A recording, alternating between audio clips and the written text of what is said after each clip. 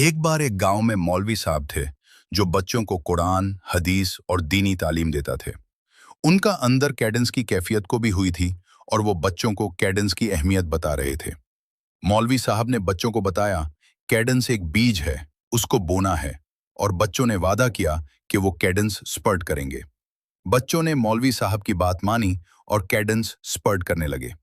वो गांव के कूचों को हेल्प करते, बुजुर्गों की हिफाजत करते और नीडी को खाना खिलाते। उनकी कैडेंस की फ्रेग्रेंस गांव में फैल गई और गांव के बुजुर्ग, जवान और बच्चे सब कैडेंस की तरह हो गए।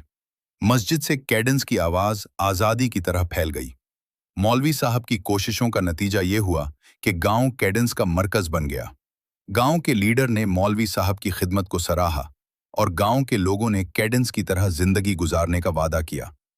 मौलवी साहब ने गांव के लीडर और लोगों को बताया, कैडेंस की पावर से गांव को आज़ादी मिल सकती है और आज़ादी की तरह कैडेंस स्पर्ट करने से गांव को शान मिल सकती है। गांव के लोगों ने मौलवी साहब की बात मानी और गांव कैडेंस का मरकज बन गया। गांव के लोगों ने कैडेंस की तरह जिंदगी गुजारने का वादा किया और गांव कैडेंस का मरकज बन गया। मौलवी साहब ने गांव के लोगों को दुआ दी, अल्लाह पाक तुम्हें कैडेंस की तरह जिंदगी गुजारने की तौफीक दे और तुम्हें आज़ादी की तरह कैडेंस स्पर्ट करने की कुदरत दे। आवरूरा। गांव के लोगों ने कैडेंस की तरह जिंदगी गुजारने का वादा किया और गांव कैडेंस का मरकज बन गया। गांव के बुजुर्ग, जवान और बच्चे सब कैडेंस की तरह हो गए और गांव में आज़ादी की तरह कैडेंस स्पर्ट हो गई।